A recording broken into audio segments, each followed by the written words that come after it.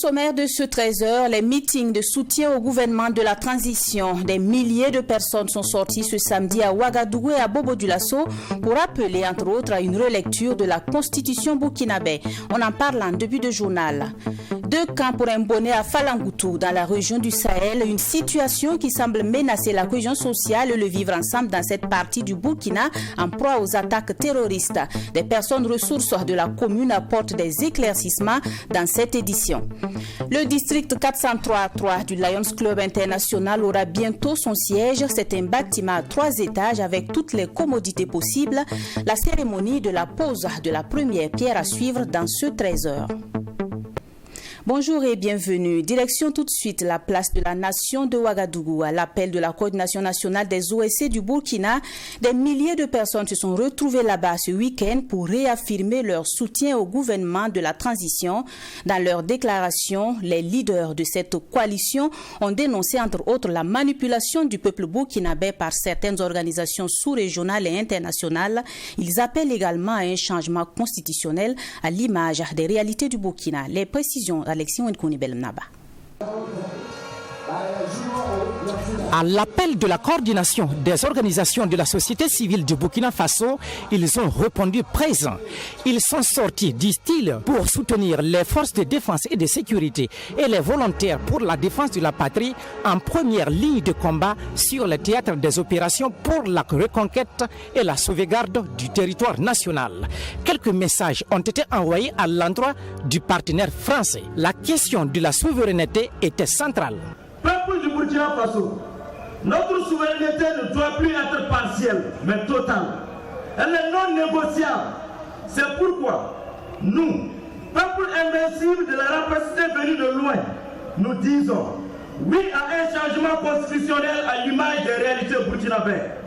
Oui aux initiatives endogènes de développement et de sécurité. Oui à la liberté du peuple dans ses choix de partenariat.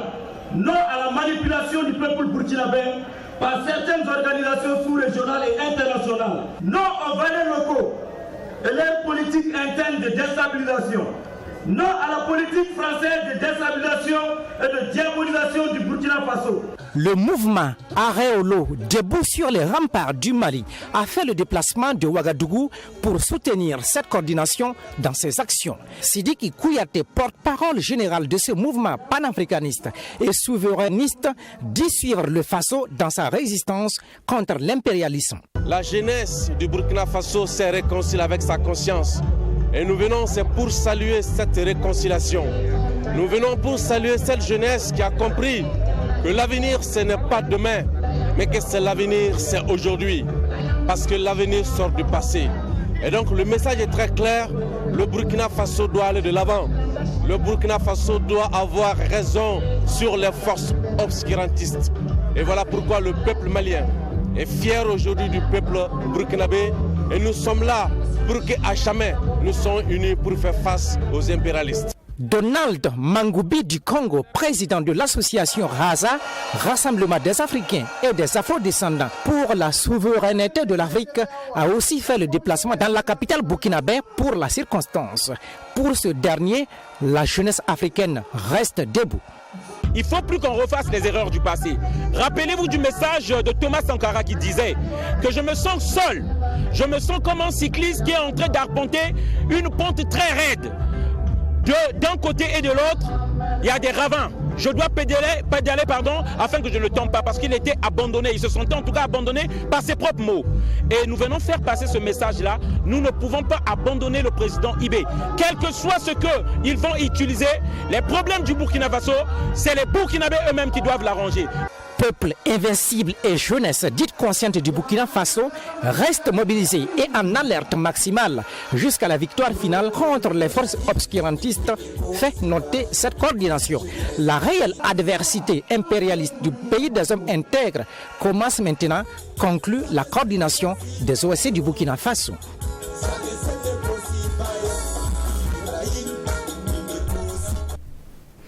Dans la même dynamique, les mouvements et associations de la région des Hauts-Bassins se sont retrouvés à la place Tiefouamoro de Bobo-Dioulasso.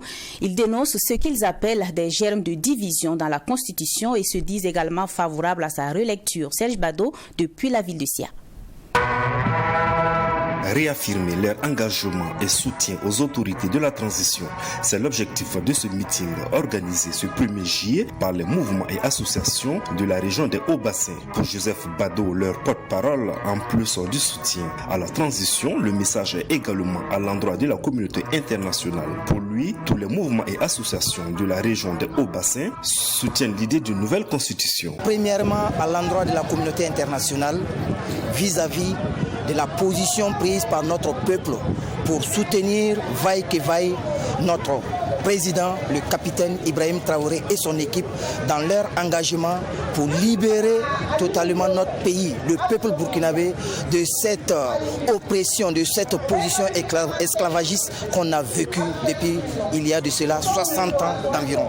Et deuxièmement, nous comptons dire à l'opinion internationale que le peuple burkinabé voit que sa constitution n'est plus en phase avec les réalités du terrain. Cependant, nous sommes sortis pour manifester notre engagement à soutenir vaille que vaille s'il faut une révision constitutionnelle, que cela puisse se réaliser sans problème et que le peuple est d'accord. Bobo Dioulasso est l'épicentre de toutes les luttes et le combat qui est mené est pour l'indépendance et la souveraineté du Burkina Faso, selon Seydou Kwanda, qui appelle à une mobilisation totale derrière les autorités de la transition. Bobo Dioulasso est l'épicentre de toutes les luttes pour l'indépendance du Burkina, avant les indépendances.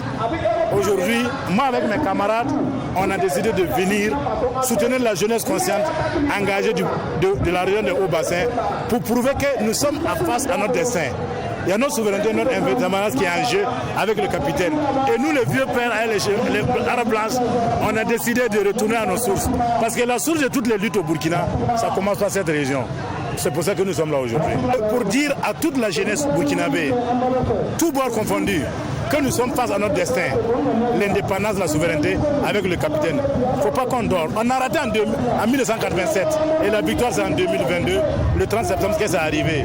Il faut prendre le train de l'histoire, soutenir le capitaine. C'est pour notre avenir, c'est pour notre souveraineté, c'est pour notre indépendance totale. Parce que depuis 60 ans, c'est le premier président qui a osé revendiquer pleinement notre souveraineté. Et nous faisons la lutte que nous, on mène depuis 30 ans, c'est pour notre indépendance, notre souveraineté. Les mouvements et associations ont également appelé les populations à soutenir les actions entreprises par la transition, à savoir l'actionnariat populaire, la loi sur le foncier et bien d'autres champs d'action.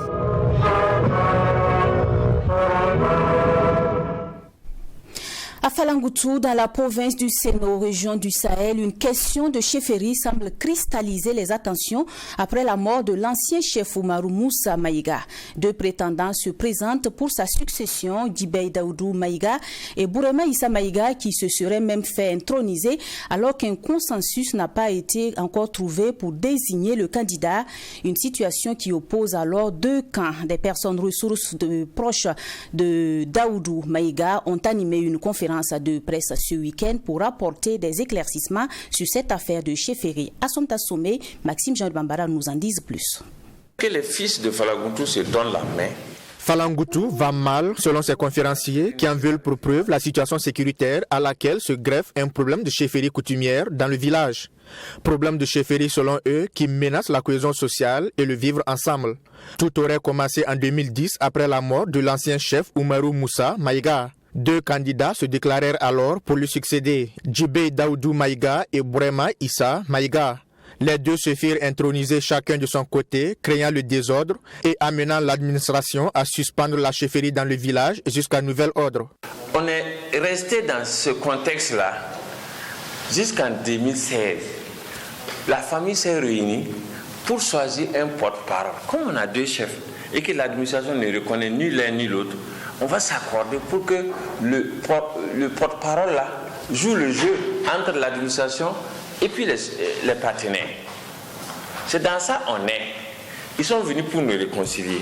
Donc maintenant, si on veut reprendre la chefferie, il faut qu'on s'assoie, nous tous les membres, tous ceux qui ont droit à la chefferie là, pour décider qui on va introniser. Si en 2016, la désignation d'un porte-parole de la chefferie en la personne de Talata Yaya Maïga a fait revenir la sérénité dans le village selon les conférenciers, Falangoutou retombera dans une crise de chefferie quand ce dernier fut remplacé par Mokhtar Daoudou Maïga. Un remplaçant désigné par le maire d'alors Saïdou Maïga, selon les conférenciers, et ce, sans concertation aucune. À en croire ces derniers, l'ancien maire Saïdou Maïga et ses acolytes auraient travaillé à faire introniser l'un des prétendants à la chefferie, Bourema Issa Maïga. Les deux candidats étaient à Ouagadougou. Quand ils voulaient introniser, discrètement, ils ont pris l'autre chef là, sans informer l'autre.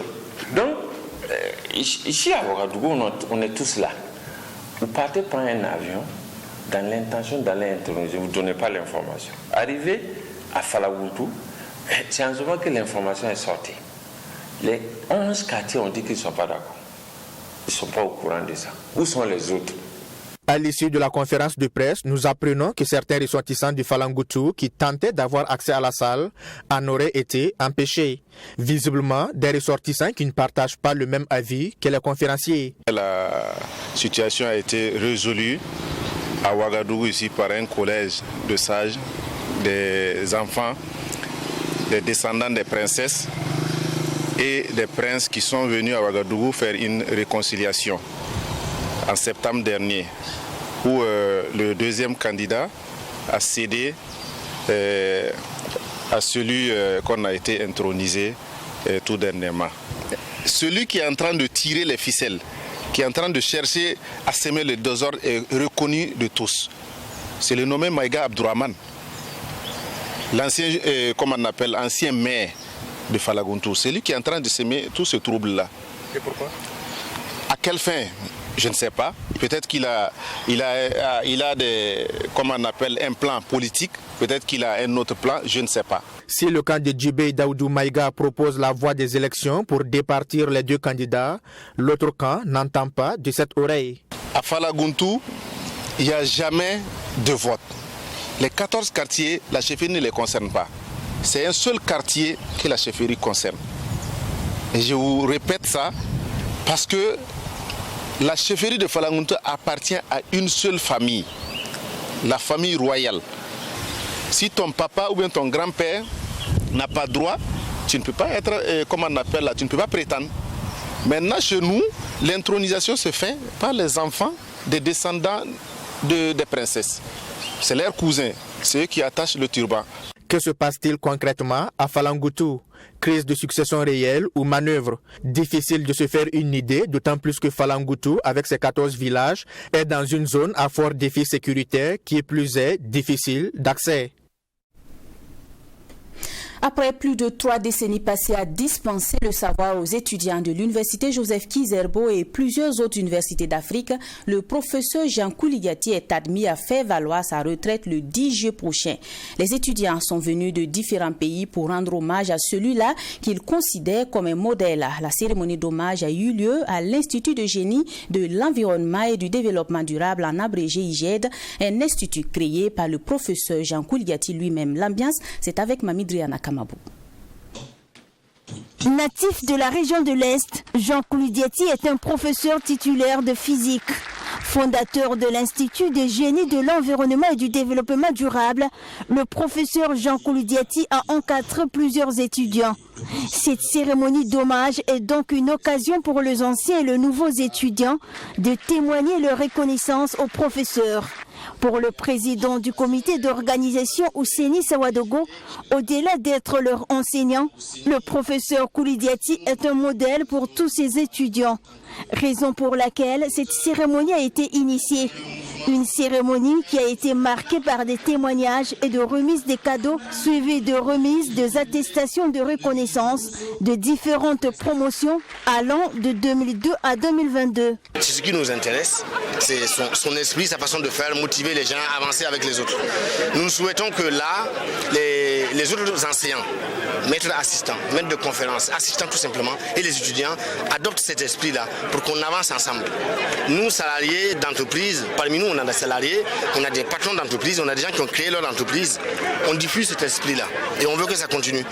Donc nous, on vient marquer ce passage-là pour qu'ils sachent que, même si on ne le dit pas tout le temps, il nous a donné un sacré coup de pouce pour qu'on avance. En plus d'être le fondateur et enseignant à l'IGED, le professeur Jean Kouligati a occupé le poste de président de l'université de Ouagadougou. Il a été aussi plusieurs fois ministre. Cette cérémonie d'hommage vient donc couronner le succès d'une carrière bien remplie. Je me sens soulagé parce qu'ils ont pensé à moi, ils ont eu le sentiment qu'ils viennent un peu de moi et qu'ils ont été coulés dans un moule que j'ai contribué à fabriquer. Et c'est en cela que je voudrais aussi en retour les remercier et les rendre hommage pour l'idée qu'ils ont eue. Et ça me va droit au cœur et ça fait un bon au cœur parce qu'en tant qu'enseignant, quel avantage avons-nous en dehors de partager la connaissance, le savoir et le savoir-faire. Mais en plus de ce partage qui nous enrichit, eh bien, voilà qu'eux, ils s'en souviennent et ils viennent me dire qu'ils s'en souviennent. Toujours en hommage au professeur Jean Koulidiati, un colloque international sera organisé du 31 juillet au 2 août prochain. Ce colloque verra la participation de chercheurs, d'enseignants-chercheurs du monde politique et industriel. La rencontre sera axée sur l'ensemble des domaines de la physique, de ses sciences connexes et applications. Les chercheurs présenteront leurs travaux et animeront des conférences thématiques dans les domaines d'expertise du professeur Jean Koulidiati. Et puis cette bonne nouvelle pour les abonnés de la bibliothèque J'aime lire au quartier Rimkieta de Ouagadougou. Leur bibliothèque a entièrement été refaite et repeinte par Canal Plus Burkina dans le cadre de son projet Canal Impact à travers sa branche Orphée. En plus d'une dotation en livres, la bibliothèque bénéficie d'un espace récréatif équipé d'une télévision afin de permettre aux enfants de profiter des meilleurs programmes éducatifs. À son assommé, Fatima Tanikiema. Doter les enfants du quartier Rimkieta d'une bibliothèque était le défi à relever en 2021 par Constance Kaboré, finaliste au concours Nyeninga initié par Canal Plus Burkina. Aujourd'hui, c'est chose faite. Grâce au projet Canal Plus Impact, Rimkieta dispose désormais d'un centre culturel et éducatif. C'est un bâtiment qui a été réfectionné, équipé en documents et matériel multimédia. Le quartier est un peu éloigné du centre-ville. Et il faut remarquer que c'est dans le centre-ville qu'il y a la plupart des bibliothèques. Et c'est difficile pour un enfant de quitter ce quartier qui est à près de 15 km du centre-ville pour aller chercher un livre à lire. Il s'est agi de redessiner et rénover et équiper encore la bibliothèque afin qu'elle soit plus attrayante et que ce soit réellement un cadre agréable à lire pour les enfants et les adultes.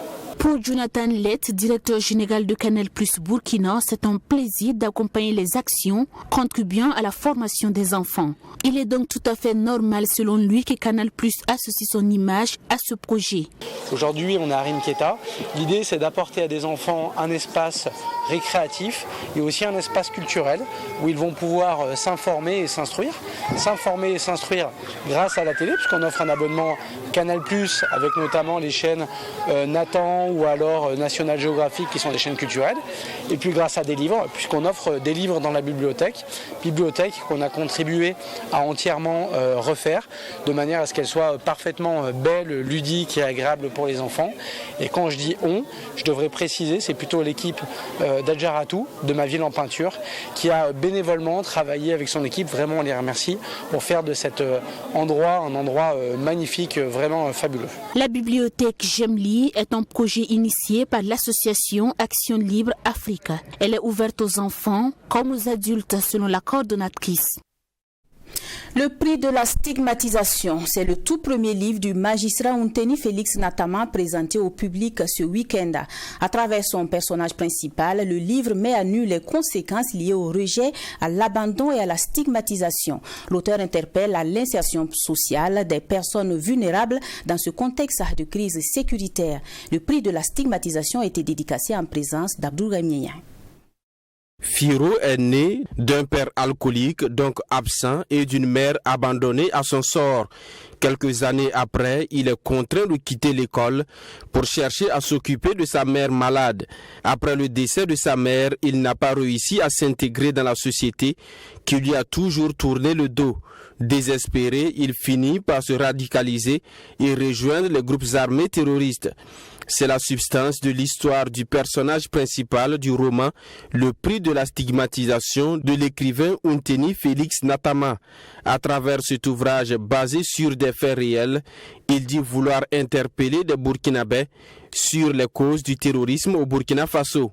Et je me suis senti interpellé en tant que citoyen, en tant qu'homme burkinabé, pour écrire également afin d'apporter une lecture, afin d'apporter une contribution à ce que nous vivons, afin que chacun puisse en effet, à travers les cris, à travers les idées qui sont véhiculées, que nous puissions tirer les leçons afin de pouvoir endiguer les problèmes que nous vivons aujourd'hui. C'est donc le lieu, à travers cette histoire, que nous puissions tirer les enseignements nécessaires afin de ne pas nous attaquer aux conséquences, mais plutôt aller directement aux sources et aux causes de nos problèmes. L'auteur interpelle ainsi toutes les couches sociales sur leurs responsabilités dans la résolution de la crise. Pour lui, il faut mettre tout en œuvre pour la réinsertion sociale de tous, y compris les anciens détenus des maisons d'arrêt. Une position de l'auteur soutenue par le parrain de cette cérémonie de dédicace, Emmanuel Ouedraogo, qui dit être touché par l'histoire du personnage du livre. Un élément qui a attiré mon attention particulièrement, c'est le fait que en tentant de se réinsérer, il a rencontré le rejet de la société. Et ce rejet l'a embarqué donc, dans un élan qui a fini par l'amener vers le terrorisme.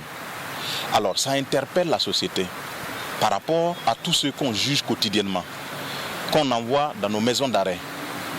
Qu'est-ce que ces personnes doivent devenir après les maisons d'arrêt s'ils sont rejetés au sortir donc, de leur détention? Il faut que la société soit beaucoup plus résiliente à l'égard de ces personnes et aide ces personnes donc, à se réinsérer socialement. Anthony Félix Natama est titulaire d'une maîtrise en droit des affaires de l'université Thomas Sankara. Il est actuellement magistrat, substitut du procureur du Faso au tribunal de grande instance de Dédougou. Le prix de la stigmatisation est son premier ouvrage et l'auteur ne compte pas s'arrêter en si bon chemin. Le district 403 du Lions Club International aura bientôt son siège. C'est un bâtiment à 3 étages avec toutes les commodités possibles qui sera construit dans la cour de leur centre de diabétologie 6 à Ouaga 2000. Le projet va coûter près de 2 milliards de francs CFA et permettra au Lions Club de s'auto-alimenter et de donner une image fidèle des lions du Burkina. La cérémonie de la pose de la première pierre avec Dorothée Bambara et Yacinthe Sawadogo. Le district 403A3 de Lions Club International aura bientôt son siège. Situé en plein cœur de Ouaga 2000, ce projet sera un lieu de rencontre et d'échange pour les lions. Cette cérémonie de pose de la première pierre est donc la concrétisation d'un rêve des lions qui sont aujourd'hui plus de 1800 au Burkina Faso. Le coût global du projet est estimé à 2 milliards de francs CFA. Occasion pour le gouverneur du district 403A3 de Lions Club International, Daouda Diallo, de demander l'implication des bonnes volontés pour sa réalisation. Nous avons décidé, au regard de toutes les actions que nous faisons, de pouvoir nous donner un siège, un lieu qui va nous représenter. C'est ce qui justifie la pose, la première pierre de ce bâtiment, de ce grand bâtiment que vous voyez, que nous allons essayer de faire et qui sera à l'image de tout ce que nous pensons être nous-mêmes, c'est-à-dire qui va nous représenter, qui va donner une image fidèle des lions du Burkina. C'est l'occasion pour moi de demander à toutes les bonnes volontés qui ont la possibilité de nous accompagner, de venir avec nous, non seulement pour prendre en charge les besoins de la communauté en étant lion, mais aussi à nous accompagner financièrement pour la réalisation de cette œuvre qui fera grandir, pas seulement les lions, mais qui fera grandir le Burkina Faso. Selon le maître d'ouvrage, l'architecte Souleymane Zerbo, c'est un siège de Lions Club International qui répondra à toutes les normes requises en matière de construction. C'est un bâtiment qui a un rez-de-chaussée de 3 étages, réparti au rez-de-chaussée avec des espaces, salles de conférence d'une capacité de 400 places, salles de banquet, des boutiques qui donnent sur la rue pour en tout cas être louées. Et ensuite au premier, nous avons des salles de réunion pour les lions, mais également ouvertes à la communauté. Au deuxième étage, nous avions les bureaux du district. Et enfin, au troisième étage, nous avions des penthouses, en fait, des studios de luxe pour l'hébergement des autorités. Créé en 1958 au Burkina Faso, Lions Club International se veut une organisation caritative et humanitaire. Sa mission, agir pour la santé et le bien-être et apporter un soutien aux personnes vulnérables. L'acte 2 de l'opéra burkinabé s'est tenu au Centre national des arts du spectacle et de l'audiovisuel. Le public a eu droit à un spectacle mimé qui retrace les souffrances de la population burkinabé en cette période de crise sécuritaire. Un spectacle avec une fin heureuse et une paix retrouvée. L'ambiance de l'opéra acte 2 avec Amadou Bourema et avec la voix de Mamidriana Kamabou. C'est dans cette salle archicombe que s'est produit la chorale Marie Immaculée de Dassasco. L'ambiance était au rendez-vous pour le bonheur des mélomanes de la musique chrétienne. Un spectacle qui fait revivre les spectateurs, les souffrances de la population burkinabé en cette période de crise, mais aussi une fin heureuse avec une paix retrouvée. Pour Abraham Abassagé, président de la chorale, à travers ce concert, des messages de tolérance, de pardon et d'amour qui sont véhiculés. Ce spectacle se veut aussi une tribune de promotion de la cohésion sociale au Burkina Faso. Le message, c'est quoi? Nous vivions dans un pays de paix, avec des religions qui se comprenaient, qui s'entendaient, et des ethnies qui n'avaient pas de problème les unes avec les autres. Puis est venu le temps de la tribulation.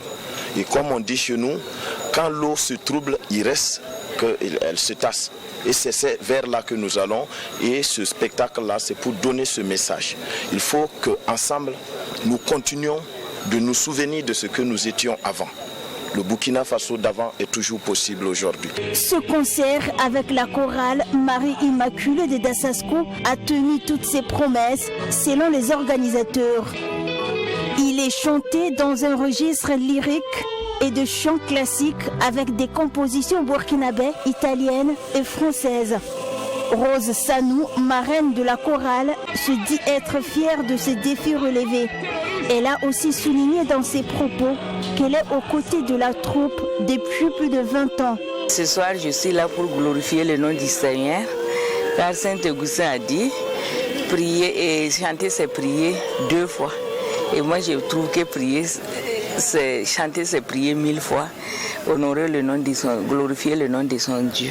Et ma prière ce soir, c'est surtout la paix pour notre chère patrie, le Burkina Faso. Et prier pour mes enfants, la chorale. Je prie pour tous ceux qui ont effectué le déplacement pour être là ce soir. Placé sous le thème « Ayons confiance, j'ai vaincu le monde », ce concert est dénommé Opéra Burkinabé Acte 2. Selon les organisateurs, 50% des bénéfices du concert seront reversés aux autorités comme effort de paix.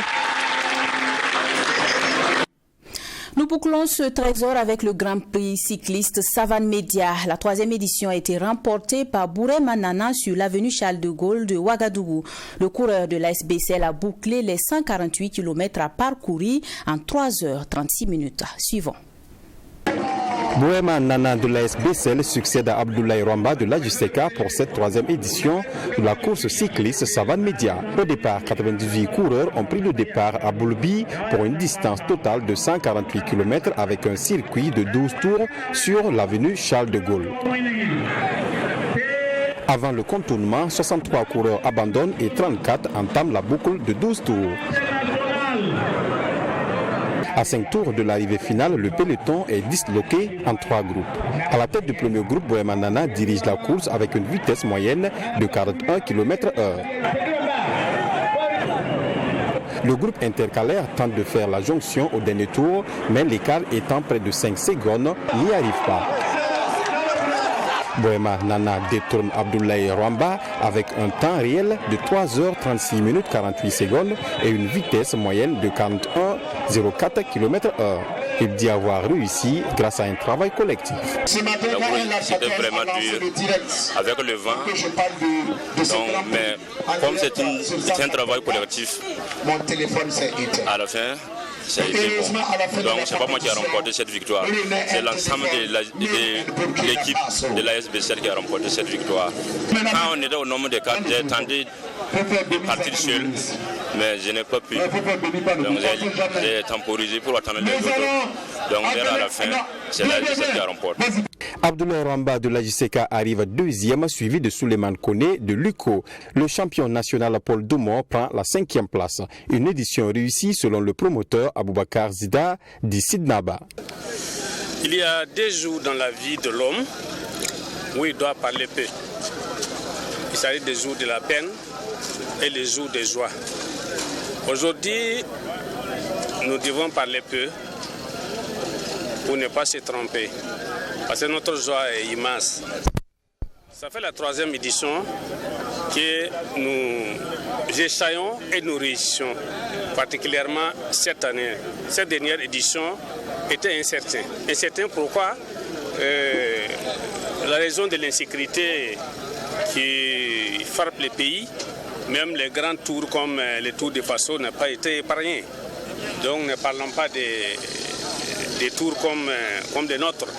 Mais malgré tout, nous avons pu tenir, donc nous remercions Dieu. Nous ne voulons pas trop parler pour ne pas rentrer dans les décors. Une compétition bien appréciée par le ministre en charge des Sports, Boubacar Savadgo.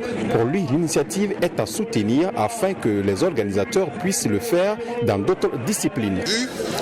Une mobilisation sans faille, ce qui montre que le cyclisme est adoré au Burkina. Et c'est ainsi, comme je le disais, il est rare de trouver une famille burkinabé où il n'y a pas de vélo. Donc nous sommes tous des cyclistes au Burkina et nous supportons le cyclisme. Je ne cesserai de remercier tous ceux qui font la promotion de l'ensemble des sports, l'ensemble des disciplines au Burkina, et un salut spécial aujourd'hui à Savane Média. J'ai dit que j'allais m'entretenir avec eux. Ce n'est pas seulement dans le cyclisme qu'il faut qu'ils s'investissent. Il faut qu'ils s'investissent dans d'autres disciplines. Nous avons plus d'une trentaine de fédérations et nous allons dans des compétitions. Il faut que nous fassions en sorte que toutes ces disciplines puissent rayonner. Le champion Bourema Nana repart avec de nombreux lots et une enveloppe financière. Notons qu'il y a eu également une course dédiée aux femmes et à l'arrivée finale, la Moussa Zungrana de la SBCL est faite championne.